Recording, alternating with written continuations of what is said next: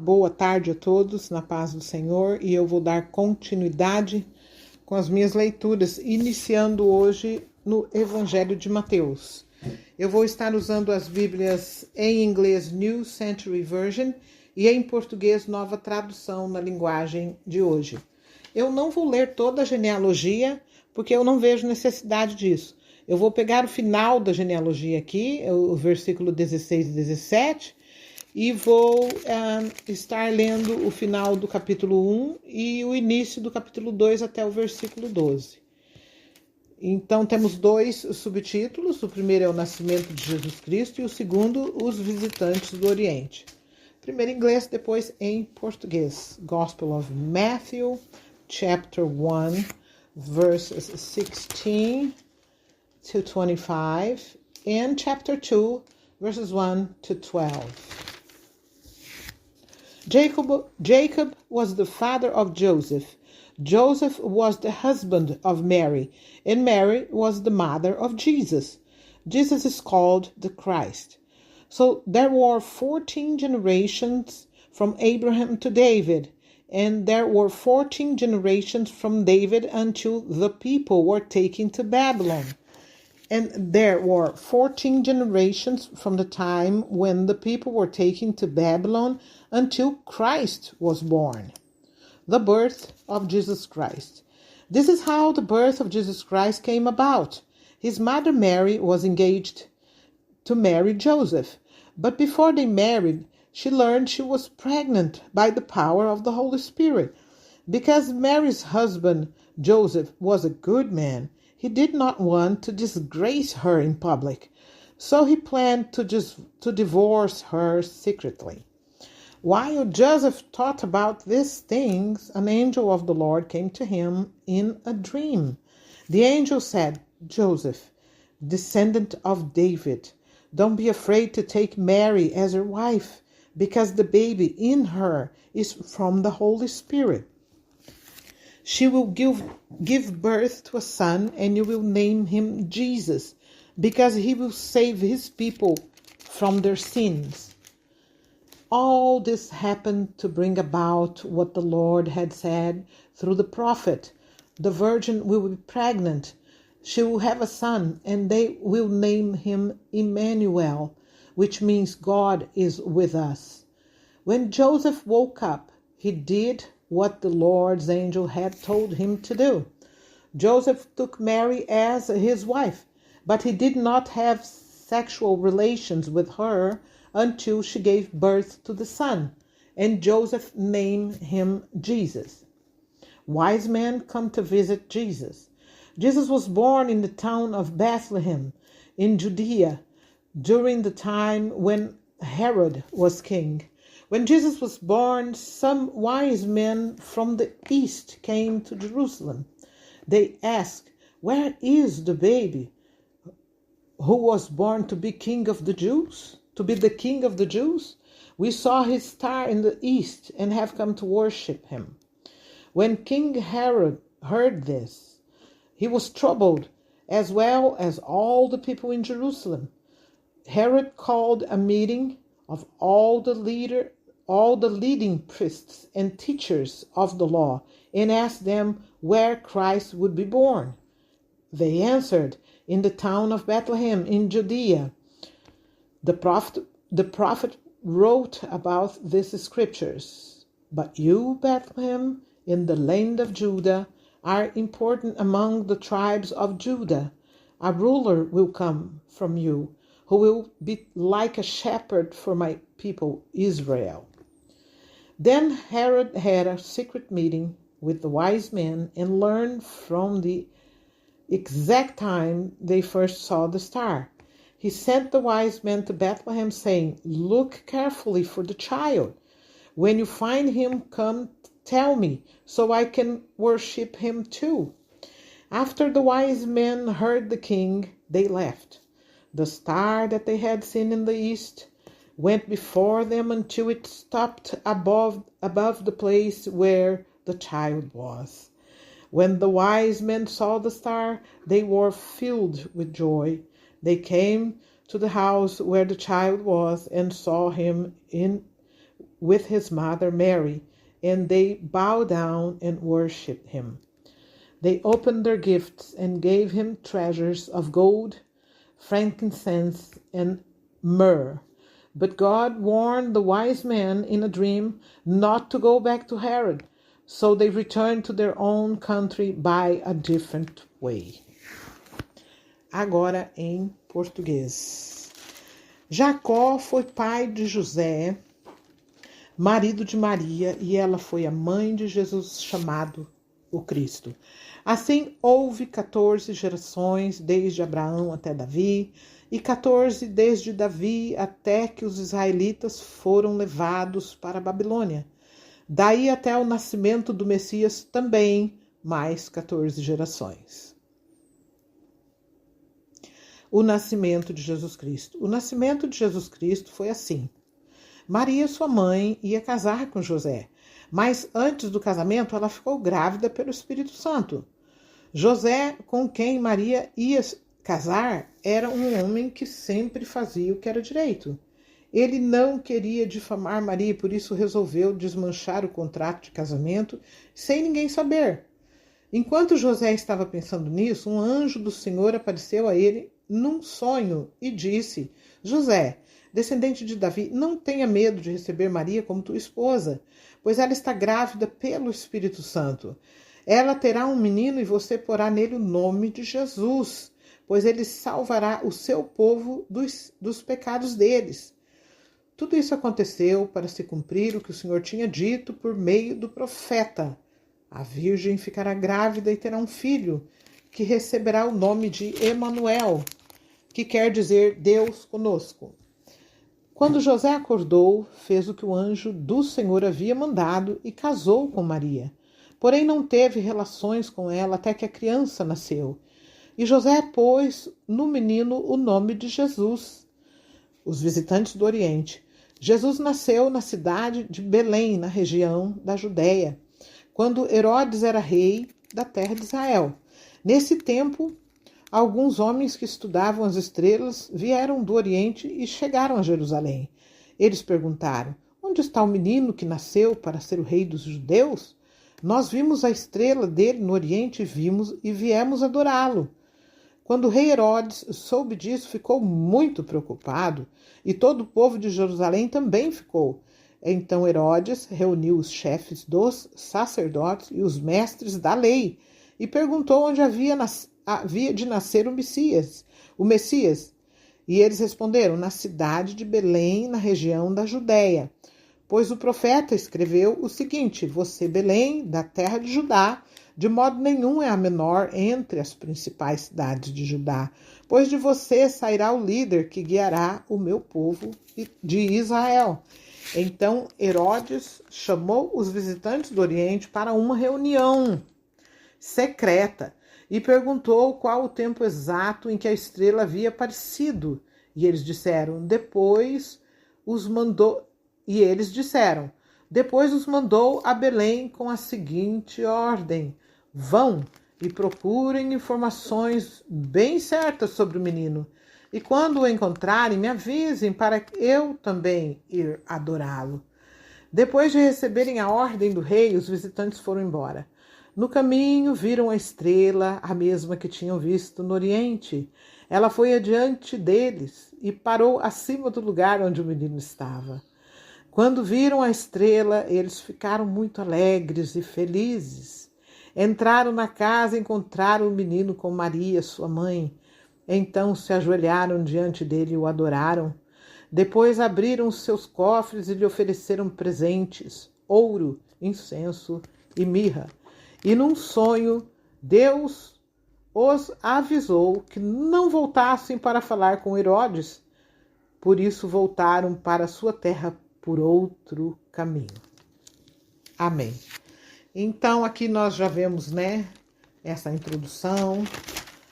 Nós vemos aqui Deus já avisando, Primeiro o Senhor avisou a Maria, depois avisou o José, porque nós só conseguimos realmente entender, que deve ter sido realmente muito complicado para Maria, Ela, quando disse para o anjo: cumpra-se em mim a vontade do Senhor, né?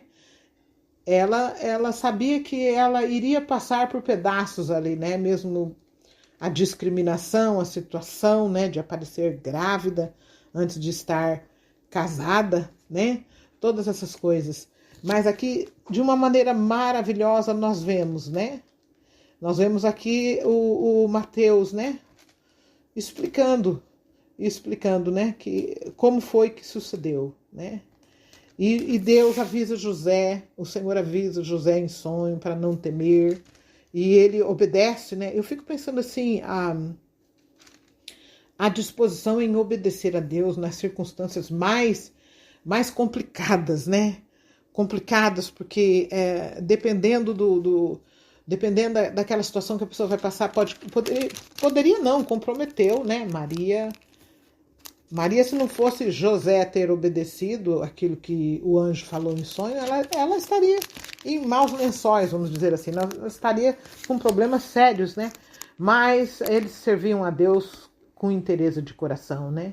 E obedeceram, não se importando com o que pudesse vir a ser as consequências, né? Então, tudo aconteceu como Deus falou, o anjo apareceu, falou com eles em sonho, né? E foi feito. E teve essa parte do capítulo 2 aqui, que nós vemos, né? Que Jesus nasceu em Belém como o profeta havia falado, né? Se cumpriu o que o profeta falou, né? Se cumpriu o que o profeta falou. E se não me engano, deixa eu ver aqui, foi Miqueias, né? Foi Miqueias no capítulo 5, 2 que falou, né? Que era em Belém que o Salvador iria nascer, né? Então, você, Belém, da terra de Judá, de modo nenhum é a menor entre as principais cidades de Judá, pois de você sairá o líder que guiará o meu povo de Israel. Então, aqui nós já vemos no capítulo 7 também Herodes, já entrando em contato com quem iria visitar, porque foram, né? Foram os wise men, que em inglês fala, né? Os magos do Oriente, né? Que iriam visitar ao Senhor. Foram eles que viram, Deus mostrou para eles a estrela, né? Então Herodes tratou de fazer uma reunião com eles aqui, né? E perguntou o tempo exato, né, em que a estrela havia aparecido, e eles contaram, passaram informação, porque era rei, né? Se era rei, tinha que responder tudo, né? Depois os mandou a Belém com a seguinte ordem, deu-lhes uma ordem, vão, procure informações bem certas sobre este menino, e quando o encontrarem, me avisem para eu também ir adorá-lo. Olha isso daqui. Olha isso daqui já é uma situação que nós percebemos o interesse, né? O interesse, poxa, ouviu-se dizer que vai nascer um menino que vai salvar o seu povo de Israel dos seus pecados, vai ser o seu rei, né? Porque essa era uma linguagem que eles entendiam. Esse povo aqui, eles gostavam de ter reis. Eles tinham que ter um rei, certo? Então aqui Herodes, como ele era o rei da época aqui, ele falou, pô, eu vou perder a minha cadeira, né? Eu vou perder minha cadeira, então deixa eu conversar com esses magos aqui, deixa que eles vão lá primeiro, saber onde é que está esse menino, depois eles me falam e eu vou lá. Mas será que já era com a intenção realmente de adorar a Jesus? Ou ele tinha alguma outra intenção, né? Nós vamos ver no decorrer das leituras que não era a intenção de adorar ao Senhor, né? Ele via o seu reino ameaçado, né? Ele via a sua cadeira em jogo, né? Então, no versículo 9, depois de receberem a ordem do rei, os visitantes foram embora, seguiram no caminho, né? Para poder achar onde estava Jesus, né? E no caminho viram a estrela, a mesma que tinham visto no Oriente. Ela foi adiante deles, ela foi guiando eles até onde Jesus estava, né? Você já parou para pensar, minha irmã, meu irmão, meu amigo que me ouve? Que coisa gloriosa, né? Naquela época não tinha eletricidade, no meio do deserto, ou nos caminhos onde eles percorriam, era tudo escuro, só tinha a luz da lua, ou então a luz das estrelas, né? E Deus pega e coloca uma estrela bem brilhante, assim, para ir levando eles. Já pensou na emoção disso? Aqueles 3 homens tementes a Deus, né? Seguiram viagem ali, né? E daí ela foi adiante deles e parou em cima do lugar onde o menino estava, né? que era uma estrebaria, a palavra do Senhor fala, né? Era um lugar onde ficavam os animais, né? No 10, quando viram a estrela, eles ficaram muito alegres e felizes. Eu só posso imaginar, né? O tanto. E no versículo 11, entraram na casa. Aqui diz casa, né? Mas a palavra diz que ele nasceu numa estrebaria, né? Mas eu acho que era ali, sei lá, uma casa muito simples, então, né? A casa onde ficavam os animais, né? Entraram na casa e encontraram o menino com Maria, sua mãe. Então se ajoelharam diante dele e o adoraram. Aqui eu penso assim, olha, eu entendo assim, a presença de anjos de Deus ali, e a presença de Deus devia ser uma coisa assim gloriosa, sabe? Para quem é espiritual e tem a sensibilidade que o Espírito de Deus coloca em nós, eu fico só imaginando naquele ambiente ali como que não estava, né? Ali o menino Jesus, o bebê Jesus, né? Então, depois aqui diz que eles abriram os seus cofres e lhes deram presentes. Eles carregavam consigo, né, nos seus camelos, eu não sei, acho que era camelo, não era cavalo. Eram camelos, né? Tinham aquelas bolsas, né? E levaram presentes. Os presentes consistiam de ouro, incenso e mirra, né? E num sonho Deus os avisou, depois que eles presentearam, né? E Maria e José receberam aqueles presentes, porque eles eram pobres, né? Maria e José eram pobres, nós sabemos disso, né? E eles receberam aquilo, né? E aí no versículo 12 que diz, e num sonho Deus avisou os wise men, os magos, né? Que não voltassem para falar com Herodes, olha só. Então Deus, ele fala com os seus, é disso que nós precisamos entender, né? Ele, dependendo dos impasses que nós temos nas nossas vidas, Deus fala conosco. Deus fala conosco em sonho. Deus fala conosco enviando anjos, né? Então aqui num sonho Deus os avisou os magos. Quer dizer que os magos devem ter chegado ali depois de um longo percurso, né? Para encontrar onde Jesus estava com Maria e com José. E daí presentearam, adoraram o menino e tiveram que descansar, né? Tiveram que dormir um pouco antes de regressar. E foi no sonho, no sono da noite, que Deus lhe deu o sonho para não voltar e conversar com Herodes. Então eles voltaram para a sua terra por outro caminho, fizeram outro percurso para não ter que passar aonde estava o Herodes, né? Então, nesse versículo aqui, eu fico percebendo o trabalho, né, dos anjos de Deus, o trabalho de Deus em enviar anjos, em aparecer nos sonhos dos seus servos, né? E como é necessário nós desejarmos andar com Deus, né? Trazendo para os dias de hoje, Deus fala conosco em sonhos? Fala! Deus nos avisa em sonho. E Deus fala conosco, muitas vezes também Ele pode nos dar uma mensagem instantânea no nosso espírito, que você vai escutar aquela voz e vai saber que também ela veio de Deus, né? Então, o que nós aprendemos dessa primeira leitura aqui, no início do Evangelho, segundo escreveu Mateus, né? Eu vejo aqui a lição que eu tomo para mim é uma obediência e um temor a Deus que houve no coração de Maria e de José, que é essa que nós devemos buscar para nós nos dias de hoje, né?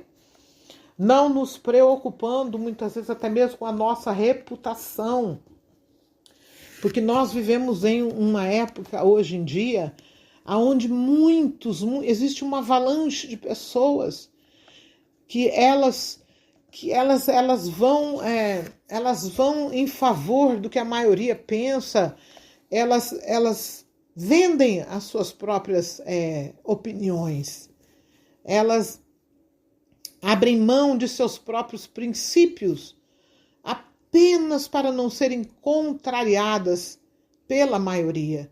Do tipo, tá todo mundo indo por aqui, então eu vou também, porque eu não vou suportar ser criticado por percorrer um caminho diferente.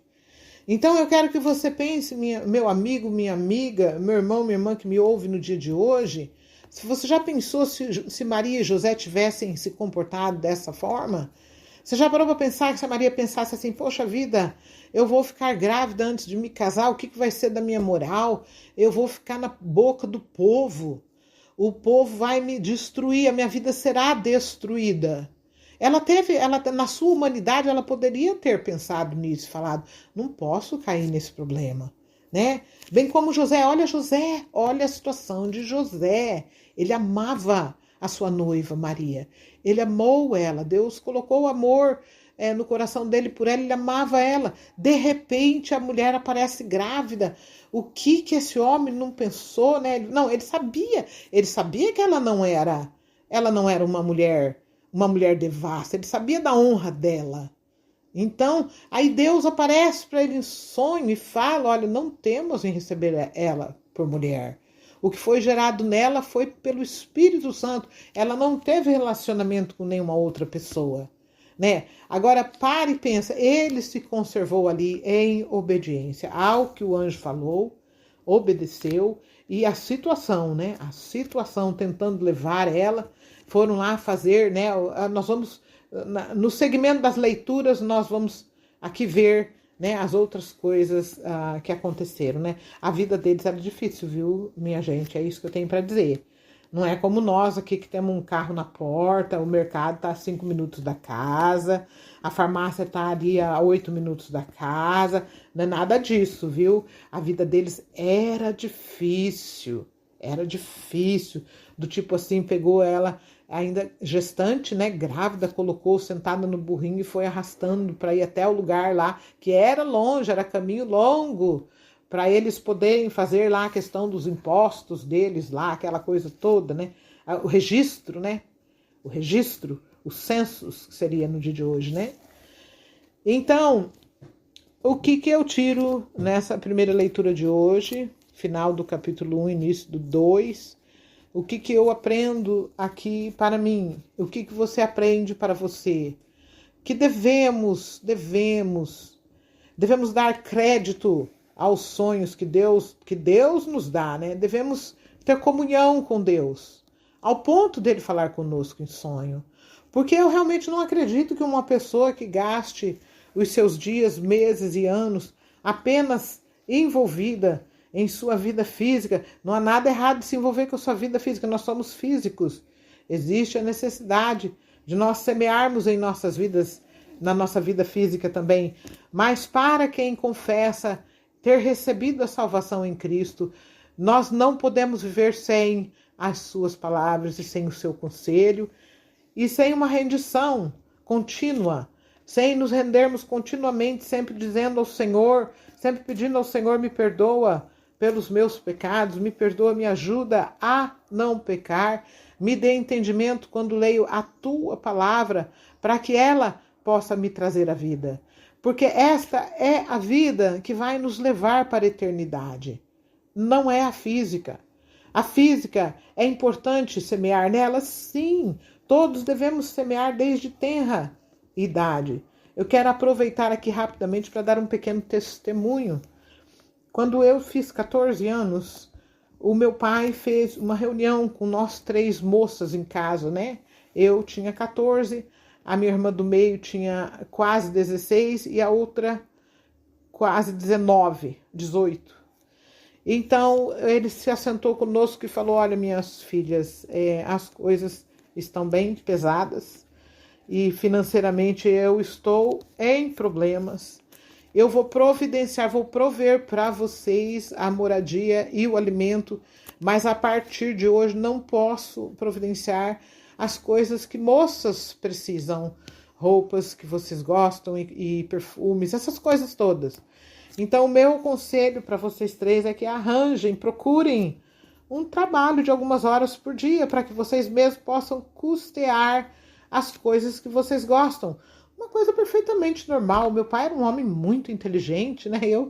Eu louvo muito a Deus pelo pai e a mãe que ele me deu na terra, sabe? E eu sentei ali com as minhas 2 irmãs e estava prestando bastante atenção no que meu pai disse, né?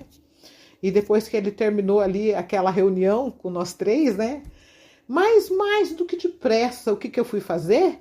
Eu fui tomar um banho, ainda estava no início da tarde, escolhi minha melhor roupa que eu tinha no guarda-roupa, minha sandália, me penteei, 14 anos, e percorri a avenida de Arapongas todinha procurando trabalho, batendo em cada porta. Você teria alguma coisa que eu pudesse fazer, que eu pudesse trabalhar para você? E bati em lojas, bati em supermercados, né? Até que cheguei no consultório de um dentista. Bati ali e ele olhou para mim e sorriu e falou assim: Olha, por acaso eu estou precisando sim de uma moça como você para ficar aqui na parte da tarde, de 5h30 às 11 da noite, que eu não tenho secretária nesse horário. E como eu vejo que você é de menor, que você ainda não tem a maioridade, eu me comprometo a te levar para casa no final do turno, todos os dias. E eu fui para casa e contei para os meus pais e eles concordaram. Esse foi o meu primeiro emprego. Então, sim, devemos semear na nossa vida física. Devemos trabalhar, devemos nos preparar, estudar, fazer faculdade quando possível, né? Eu nunca tive a chance de fazer uma faculdade porque eu me casei muito nova, tive que me comprometer a cuidar dos meus 2 filhos, né? Lógico, porque eu não sou da opinião que se coloca crianças em creches e nem com babás, a menos que seja essa babá a vovozinha, né? A vovó, porque vovó ama de verdade e cuida bem, né? Então eu nunca deixei os meus filhos nas mãos de ninguém até completarem 5 ou 6 anos de idade, né? Então a minha vida percorreu o percurso que percorreu e Deus esteve comigo e me ajudou, né? E hoje, por sua misericórdia, devido a um histórico longo de trabalho, o Senhor me aposentou e eu posso gozar desse descanso merecido daqui para frente, né? Porque Deus é fiel, Ele é fiel. Então, o meu conselho para você, meu amigo, minha amiga, meu irmão, minha irmã, no dia de hoje, busque a sensibilidade do Espírito Santo, busque a obediência à palavra do Senhor, tire tempo do seu dia para ler as palavras do Senhor. Olha, é tão importante ler os evangelhos compassadamente, devagar, em oração, pedindo, Senhor, abra os meus olhos para que eu possa compreender as tuas palavras. Vá nas cartas do apóstolo Paulo também. A vida está escondida nestes conselhos, certo? E ao conversar com Deus, não imagine Deus como um ser tão sublime e tão lá longe que ele não vai te ouvir, porque senão você vai achar que você está perdendo o teu tempo. Ele te ama mais do que qualquer ser humano na terra possivelmente possa ter te amado. Mais do que a tua mãe, do que o teu pai, do que o teu esposo, do que os teus filhos. Ele nos ama verdadeiramente e ele vê coisas em nós que nem nós vemos. Então, pode conversar com ele de coração aberto, acreditando que ele quer te ajudar. Peça ajuda, peça a companhia dele no decorrer do seu dia. Como o dia fica diferente quando nós pedimos a companhia dele. Peça para ele estar dentro da sua casa, debaixo do seu teto, em cada quarto, na sala, em todos os cantos. Peça o favor do Senhor, peça perdão quando você erra, nós vamos errar. Não adianta querer nos enganarmos, dizer que não vamos errar. Todos nós erramos. Todos nós ainda carregamos uma natureza comprometida. Sim, é comprometida com o DNA do inimigo de Deus. Infelizmente, essa é a verdade. Queiramos nós ou não, esta é a verdade. Não existe nenhum de nós que é bonzinho, sabe? Isso o próprio Jesus falou. Por que me chamas bom, né? Falou para aquele rapaz, foi conversar com ele. Bom só tem um que é Deus. Olha, se Jesus, sendo filho de Deus, que hoje se assenta num lugar que ninguém chega lá, assenta ao lado de Deus, à destra de Deus. Ele foi obediente até a morte, e morte de cruz, para te salvar, para me salvar. E o lugar que ele ocupa, ninguém vai ocupar, é dele. Muito embora Satanás quis, sabe? Ele fez de tudo, mas ele não conseguiu. Só que quando ele não conseguiu, ele veio aqui para, como se diz em inglês, harass, ele veio aqui para assediar a humanidade que Deus criou. E ele conseguiu o que ele queria. Infelizmente, ele conseguiu o que ele queria. Então, nesse corpo físico, na nossa vida física, nós carregamos uma natureza que é necessário rendê-la constantemente diante de Deus. Porque se nós não fizermos isso, esta natureza corrupta que habita em cada um de nós, não importa se você é pastor, evangelista, bispo, whatever, como diz em inglês, o que quer que seja que você você carrega uma natureza corrupta. Disso eu tenho que te avisar sempre, não deve esquecer nunca disso. Nós temos que colocar ela constantemente na cruz. O caminho para a nossa natureza corrupta é a cruz, para que a vontade e a presença de Deus possa transparecer em nós. É fácil? É fácil, você pode responder se você acha que é fácil. Eu não vejo nada de fácil nisso. Só que é mais difícil ainda viver nessa natureza corrupta. Sabe por quê? Porque ela traz a morte. Ela traz a morte. Passo a passo ela vai trazendo a morte. Né? A natureza carnal para nada presta. A inclinação da carne é morte, é o que diz a palavra do Senhor. Eu ainda hei de chegar na leitura destes versículos também, né? Então eu vou finalizando essa leitura de hoje com um comentário. Eu espero de todo o coração que você seja abençoado por essas leituras, porque eu sou.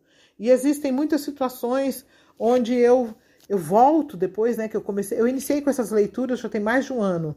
Às vezes eu volto num áudio lá de trás e coloco para mim ouvir e eu fico impressionada, porque na vida física eu estou envelhecendo, né? Já cruzei aí a marca dos 63 anos. E a nossa mente também envelhece, ela cansa também. Então, quando eu vou lá atrás, nos primeiros áudios que eu fiz e eu escuto, eu fico eu mesma maravilhada de ver as coisas que Deus colocou na minha boca para falar, sabe? E eu mesma sou edificada com as minhas próprias leituras, sabe? Então, assim, o desejo da minha alma é esse, que Deus te abençoe e que você seja obediente como foi Maria e José, e eu também quero ser obediente como foi Maria e José. Que Deus te abençoe e eu estarei dando continuidade com essas leituras.